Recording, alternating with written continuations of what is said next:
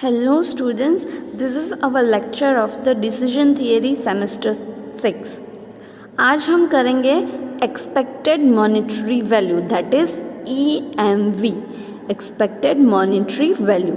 In decision theory, there are the method to take the decision on the basis of that any payoff matrix on the basis of the probability is given. So there are some act are responding that to payoff matrix and V on the basis of the probability of that particular act. ये act होगा ही, उसकी सब probability होती है, right? ये act होगा या नहीं होगा, राइट? सो उसके हिसाब से हमें उसकी एक्सपेक्टेड मॉनेटरी वैल्यू फाइंड करनी है और उसकी मॉनेटरी वैल्यू के हिसाब से हमें डिसीजन लेना है. सो यहाँ पे 3 एलिमेंट होंगे. क्या एलिमेंट होगा? First is the value of the act, right, and the second is probability. Then we have to multiply both the values and we will get the maximum value of any act as a selected as a maximum of the EMV. So ultimately जिसका maximum answer आएगा वो point यानी या तो वो act हम select करेंगे to take out the maximum benefit out of it. This is the expected monetary value that EMV. Let's understand by the example, that is illustration number 2. Using the following payoff metric, decide the act according to the EMV criterion, that is expected monetary value. This payoff metric is already given. There are 3 state of the nature, probability is given, and there 3 act is given. First we have to find out the each and every act multiply with its probability. So state S1, S2 and S3 probability is 0.2, 0.5 and 0.3. A1 act की probability के साथ उसकी value multiply करेंगे, that is 125 multiply with 0.2. 125 multiply with 0.2, it will come 25. We have right over there. Then 300 multiply with 0.5, that is 150.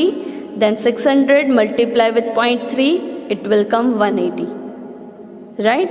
Then we will total it, that is 25 plus 150 plus 300.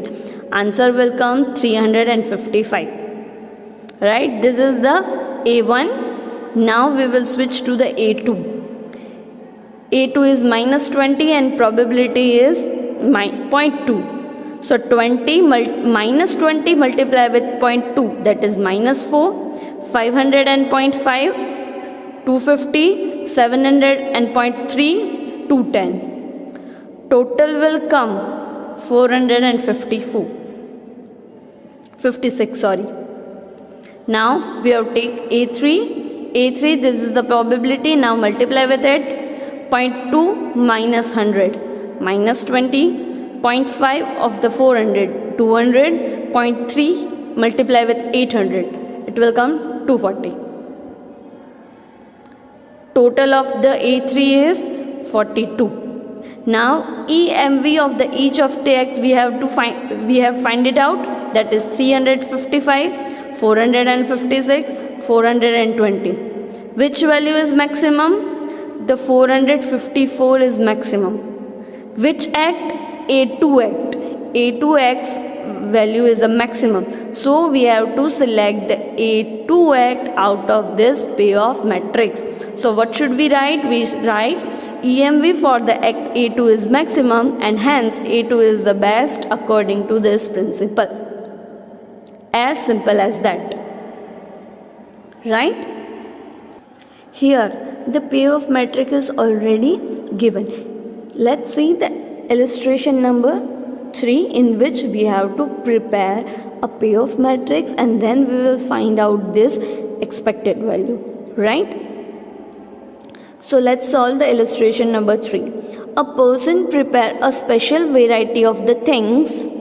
The selling price of its rupees 100 per piece, the piece become worthless if it is remain unsold during the day. He has to suffer a loss of rupees 40. the cost price of the each price is 40 just because he have to fail. If he could not sell the any piece of this, he will suffer the loss of rupees 40. The probability distribution of its demand is given below. Demand is 0, 1, 2, 3, 4 and 5, and probability is given 0.05, 0.15, 0.25, 0.30, 0.20 and 0.05. Right? How many pieces should be prepared to get the maximum profit? अब देखो यहाँ पे सम में क्या दिया गया है. सम में दो चीजें दी गई है. फर्स्ट 100 रुपीज की सेलिंग प्राइस है, राइट. अगर वो प्रोडक्ट पर पीस 100 रुपीज पर पीस अगर वो सेल नहीं हो रही है तो हमें लॉस सफ़र करना पड़ेगा, दैट इज -40 रुपीज. और डिमांड दी गई है variate with 0, 1, 2, 3, 4 and 5. And according to the probability is given. So हमें पूछा गया है कि मैक्सिमम प्रॉफिट करने के लिए उसे कितने प्रोडक्ट प्रोड्यूस करने चाहिए. और यहाँ पे पे ऑफ मैट्रिक्स नहीं दिया गया है. सो पहले तो हमें पे ऑफ मैट्रिक्स यानी कि पे ऑफ मैट्रिक्स अगर वो कितने प्रोड्यूस करेगा तो उसको लॉस कितना होगा वो सब फाइंड करना पड़ेगा, राइट. और उसके हिसाब से then we will have to multiply with probability. So illustration 2 में क्या था, ऑलरेडी पे ऑफ मैट्रिक्स दे दिया था, राइट. बट यहाँ पे ऑफ मैट्रिक्स नहीं दिया गया है, सिर्फ हमें डिमांड और प्रोबेबिलिटी दी गई है. सो डिमांड और प्रोबेबिलिटी का मल्टीप्लाई नहीं करना है, हमें फाइंड क्या करना है, to get the maximum profit. अब किस सिचुएशन में कितना प्रॉफिट उसका होगा वो पे ऑफ मैट्रिक्स से पता चलेगा. तो सबसे पहले हम बनाएंगे पे ऑफ मैट्रिक्स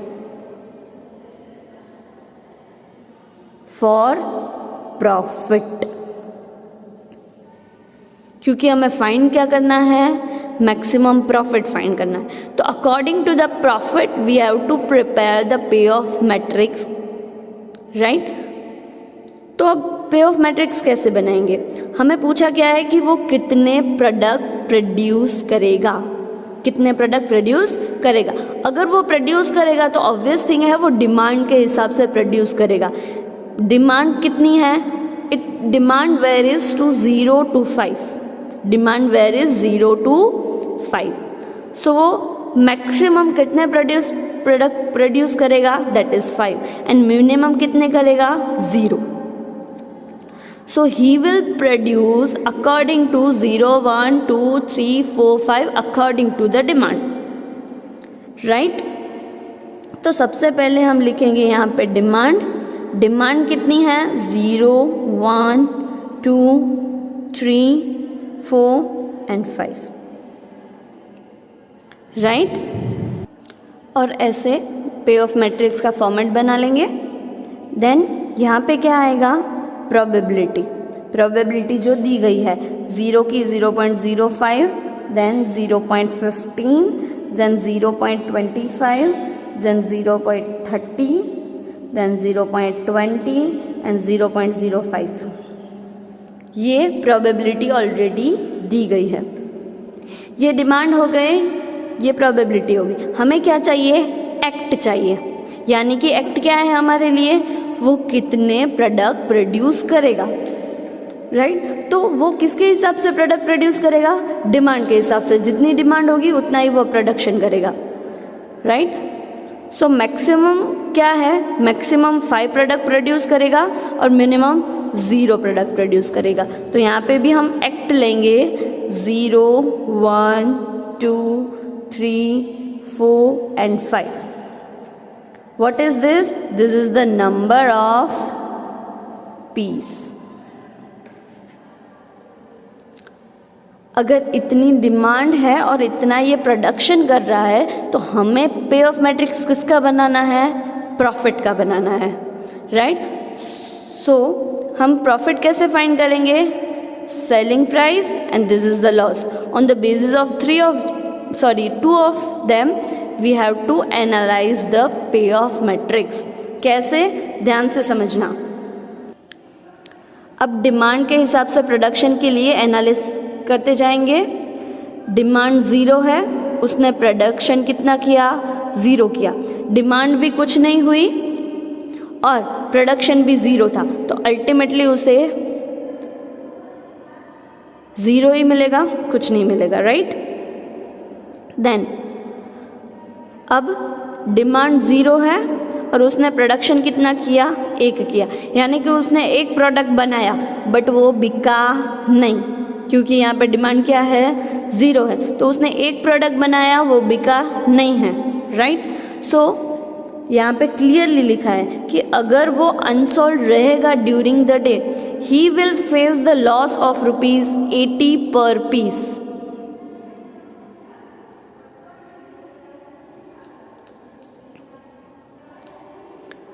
सो उसने एक पीस बनाया था, एक पीस बिका नहीं, तो उसको -40 का लॉस हो गया. यस, लॉस हो गया. तो यहाँ पे आएगा -40, राइट. अब आगे बढ़ते हैं. उसने 2 प्रोडक्ट बनाए और दोनों के दोनों नहीं बिके. उसने 2 प्रोडक्ट बनाए और दोनों के दोनों नहीं बिके.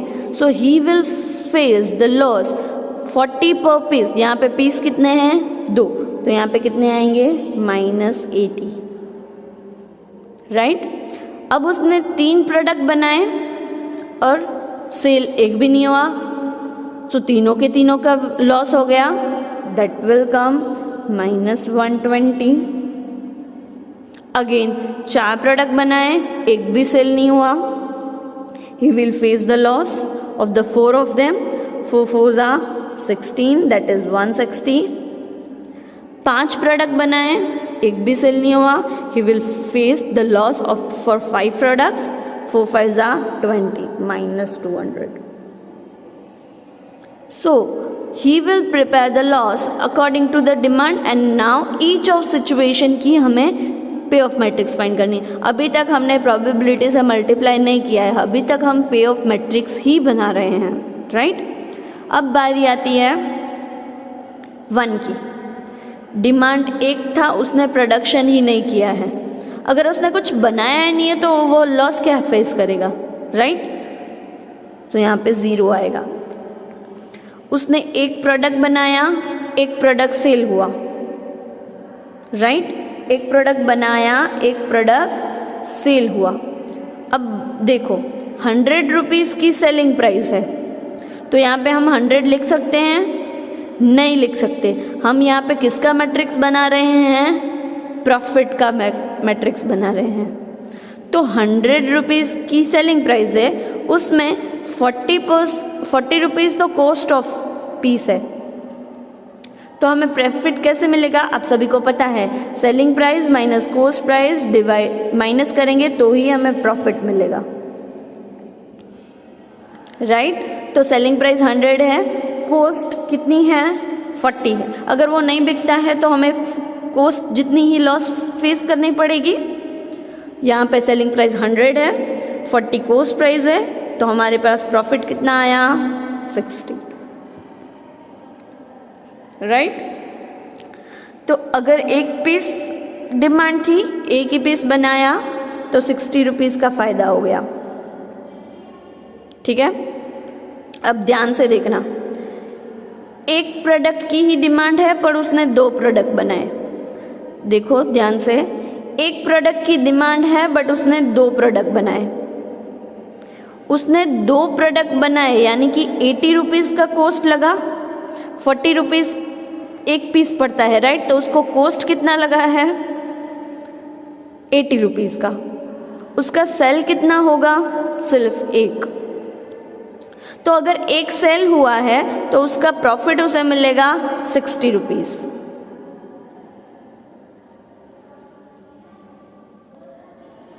राइट. अब ये 2 पीस है, राइट.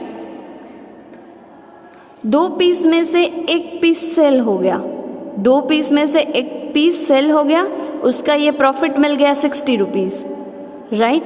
बट जो दूसरा प्रोडक्ट है वो सेल नहीं हुआ तो उसका लॉस कितना रह गया, -40। तो एक जब सेल हुआ तो उसका प्रॉफिट मिला 60 और दूसरा जो सेल नहीं हुआ उसका लॉस हुआ -40। सो 60 - 40 इट विल कम 20। दोबारा से समझाती हूँ। 2 प्रोडक्ट हैं, उसने प्रोडक्ट कितने बनाए, 2 प्रोडक्ट बनाए और बिका कितना, सिर्फ एक।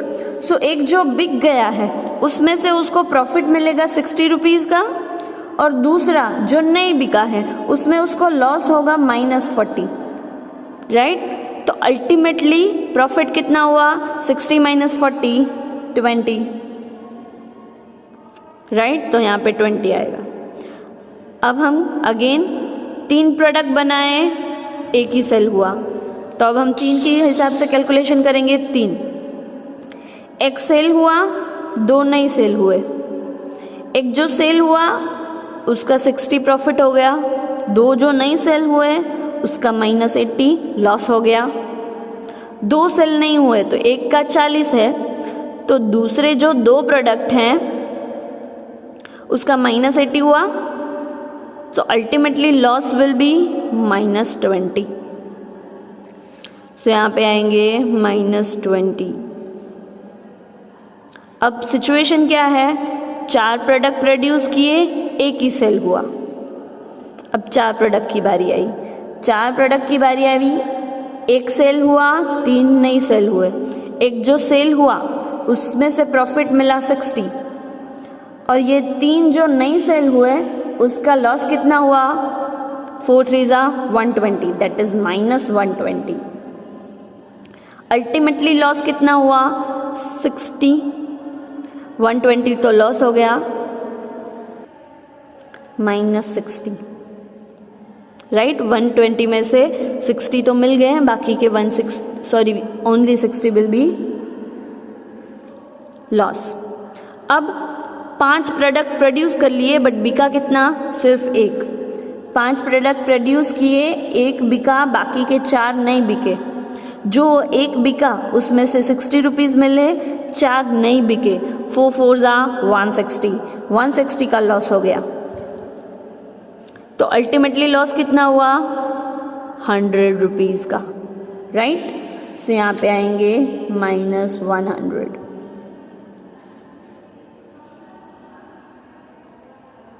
ठीक है, ऐसे ही हम 2 के लिए, 3 के लिए, 4 के लिए, 5 के लिए करेंगे। यहाँ पे कुछ भी प्रोड्यूस नहीं हो रहा है इसलिए 0 0 ही आएंगे। ठीक है, अब अगेन करते हैं। 2 प्रोडक्ट डिमांड में थे, एक ही बनाया है। 2 प्रोडक्ट डिमांड में थे, एक ही बनाया है, तो प्रॉफिट उसको दूसरा प्रोडक्ट बनाया ही नहीं है तो उसे लॉस फेस करना पड़ेगा नहीं। तो यहाँ पे 60 ही आएगा। एक सेल हुआ, एक तो बनाया नहीं था तो क्या सेल होगा, ठीक है, तो 60। 2 प्रोडक्ट बनाए थे, दोनों के दोनों सेल हो गए। सो एक प्रोडक्ट में से 60 प्रॉफिट, तो 2 प्रोडक्ट में से 120। अब सिचुएशन यहाँ पे चेंज होती है। 2 प्रोडक्ट की डिमांड थी, हमने 3 बना लिए। हमने 3 बनाए हैं, उसमें से 2 की डिमांड थी, एक नहीं बिका। अब 2 की डिमांड थी, राइट, यानी कि 2 बिक गए, तो 60 × 2 120 का प्रॉफिट हो गया और एक जो नहीं बिका वो है -40, right. Ultimately profit will be 80 rupees, right. तो यहाँ पे हम लिखेंगे 80 रुपीज़। अगेन यहाँ पे 4 प्रोडक्ट प्रोड्यूस किए, डिमांड कितनी थी, 2 ही की थी, तो 120 का प्रॉफिट हो गया और 80 रुपीज़ का लॉस हो गया। सो 120 - 80, profit will come 40। 5 product produce किए, 2 ही बिके, 3 ऐसे के ऐसे रह गए, तो अल्टीमेटली प्रॉफिट कितना होगा, देखो 5 प्रोडक्ट बनाए हैं, उसमें से 2 सेल हो गए और 3 सेल नहीं हुए। जो 2 सेल हुए उसमें से 120 प्रॉफिट मिला, जो 3 सेल नहीं हुए So minus 40 multiply with 3, it will come minus 120. So plus 120 minus 120, ultimately answer will 0. So यहाँ पे 0 आएगा. समझ रहे हो मैं क्या समझाने की कोशिश कर रही हूँ?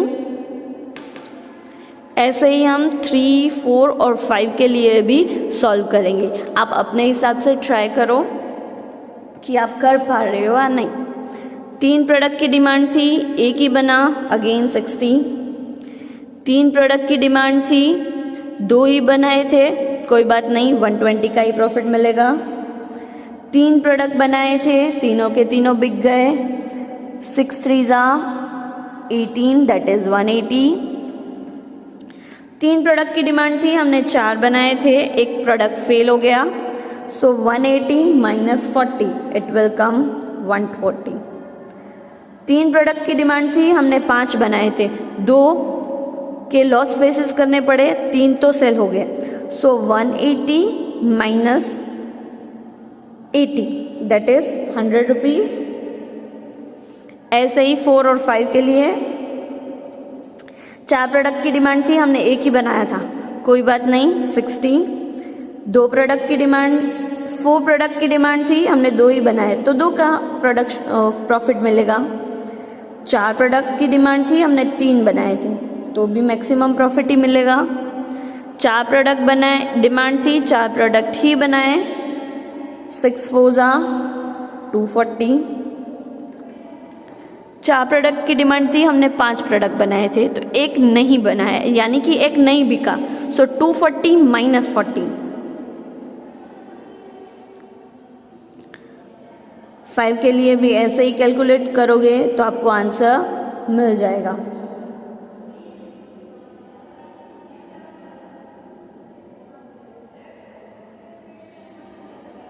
This is our payoff matrix.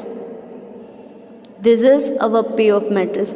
According to this payoff matrix, now we will multiply with probability and find the expected monetary value. According to this, we have to find out the expected monetary value. Hope आपको ये profit समझ में आ गया होगा कि कितने हम product बनाए हैं, कितनी डिमांड है, उसके लिए अल्टीमेटली कितना प्रॉफिट होगा. अब हम सिर्फ क्या करेंगे, मल्टीप्लाई करेंगे प्रोबेबिलिटी से और अल्टीमेटली लास्ट में उसका टोटल करेंगे. तो मैं बुक में से ही दिखा देती हूँ ताकि आपको इजीली समझ में आ जाए.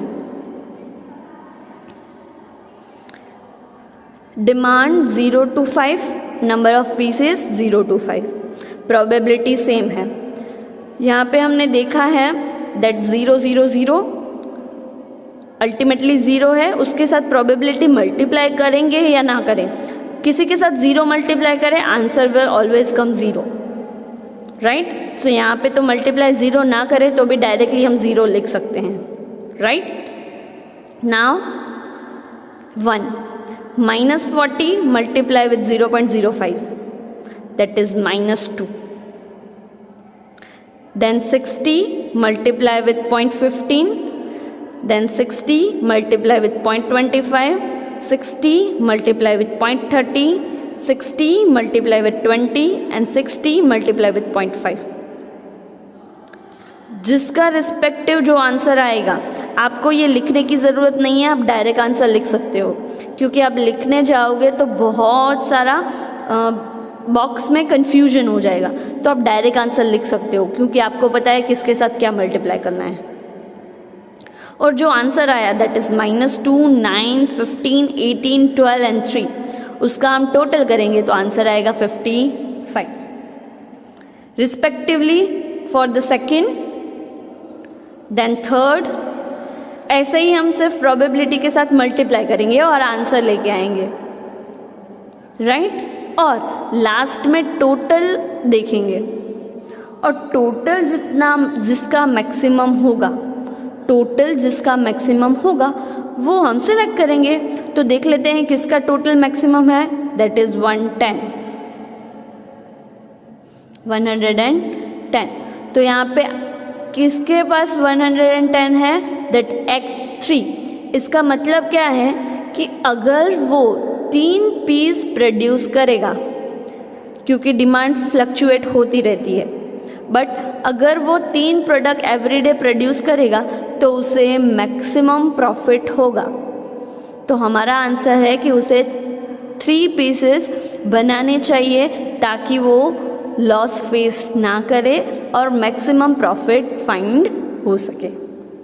तो this is the answer, right. Similarly illustration 4 है।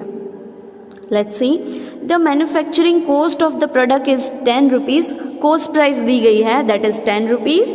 Then selling price is 30 rupees. If the unit is not sold during the week, it become useless. यानी कि एक वीक में जो वो सेल नहीं हुआ तो ये यूजलेस हो गया, यानी कि वो उसे फेंकना पड़ेगा, तो हमें लॉस होगा कितना, 10 रुपीज़ का, right. The past figure weekly sales is given below, that is weekly demand and number of weeks 5, 15, 15, 10 and 5. How many unit should be prepared per week, उसको कितने यूनिट्स प्रिपेयर करने चाहिए।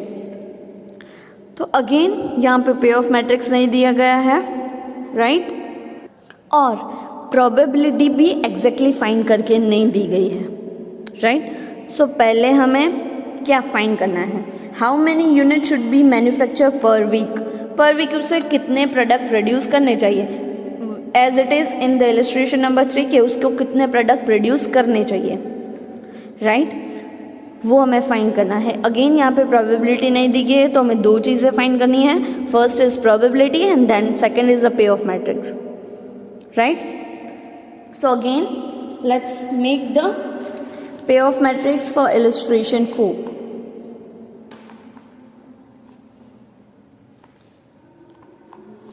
पहले तो कॉस्ट प्राइस क्या है, 10 rupees का। अगर विद इन अ वीक वो सेल नहीं हुआ तो लॉस कितना होगा, -10। सेलिंग प्राइस है 30 रुपीज़, तो प्रॉफिट क्या होगा, selling price minus cost price, 30 minus 10 that is 20। 20 rupees का प्रॉफिट होगा, 10 रुपीज़ का लॉस होगा, राइट। हमें डिमांड कितनी दी गई है, वीकली डिमांड दी गई है,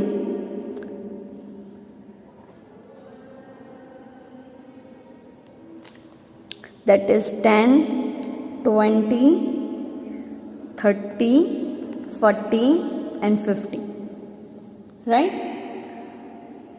अब वो प्रोडक्शन किसके हिसाब से करेगा, ऑब्वियसली डिमांड के हिसाब से। तो मैक्सिमम वो 10 प्रोडक्ट प्रोड्यूस करेगा पर वीक, या तो वो 50 पर वीक प्रोड्यूस करेगा, right. So he will prepare a product according to the demand. So वो प्रोडक्शन भी 10, 20, 30, 40, 50 तक ही करेगा। और one more thing, probability is not given. So probability हम कैसे फाइंड करेंगे, नंबर ऑफ वीक्स का टोटल कितना होगा, दैट इज 5, 15, 15, 10 एंड 5. सो पिछले कुछ वीक का हमने प्रोडक्शन दिया गया है, उसके हिसाब से हम प्रोबेबिलिटी अज्यूम कर सकते हैं।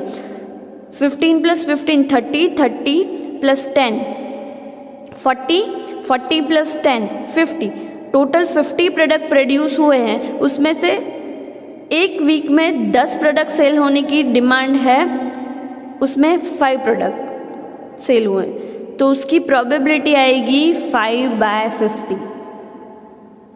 5/50 दैट मीन्स 1/10।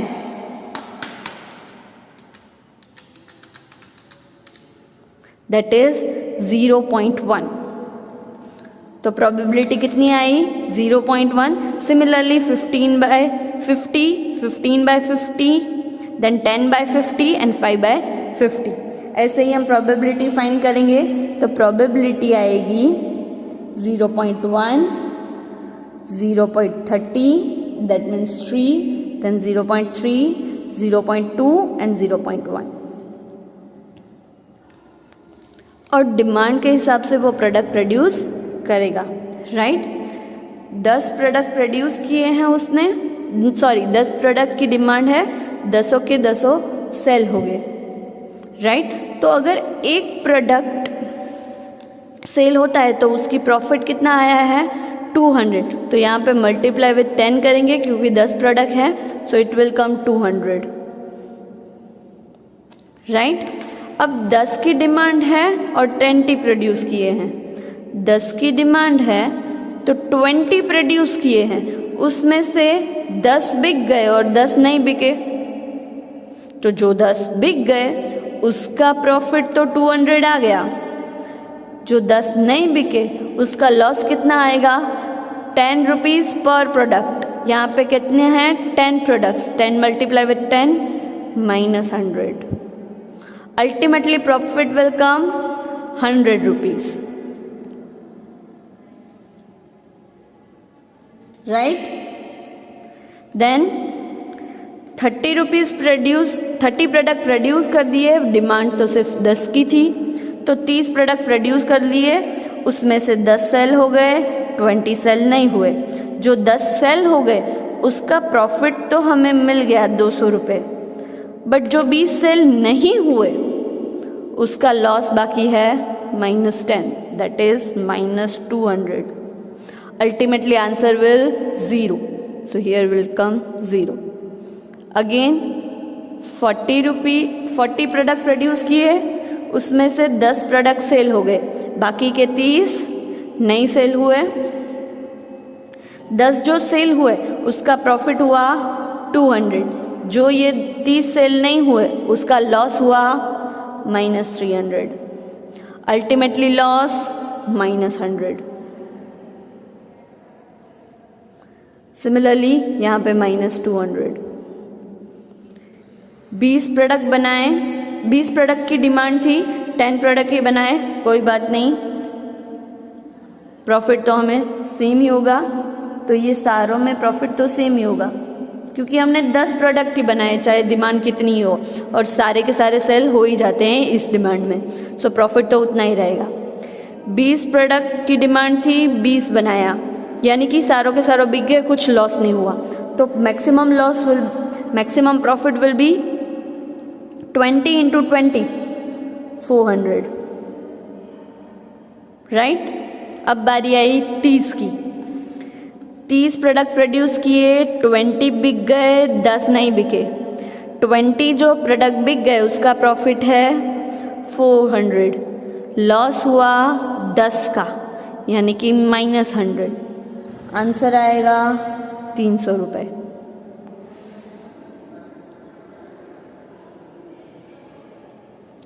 चालीस प्रोडक्ट बनाए, 20 सेल हो गए।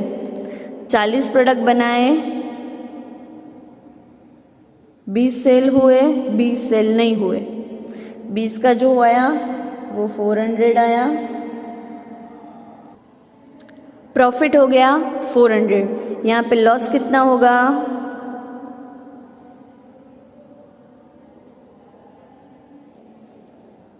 200 का, तो यहाँ पे 200 आएगा। 50 प्रोडक्ट प्रोड्यूस किए, 20 बिक गए, 30 नहीं बिके, प्रॉफिट आएगा 400, multiply with -10 -300, ultimately profit is 100,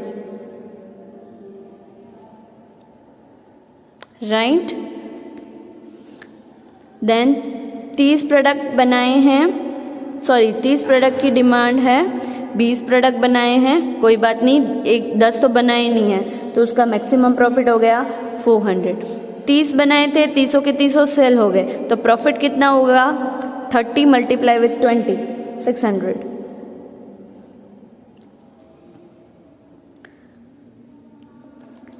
थर्ट 40 बनाए हैं, 30 का सेल हो गया, 10 सेल नहीं हुए। अगर 10 सेल नहीं हुए तो लॉस कितना होगा 100 rupees, right. So 600 minus 100, it will come 500। 20 sale नहीं हुए हैं, कितने सेल 20 सेल नहीं हुए हैं, राइट। तो उसका लॉस कितना होगा -200। सो 600 माइनस 200, 400। 40 बनाए, 20 सेल हुए।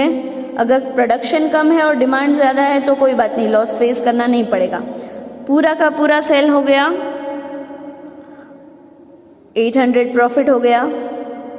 40 आपकी डिमांड थी 50 बनाए, यानी कि 10 नहीं बनाए, 10 का लॉस कितना है 100 रुपीज़।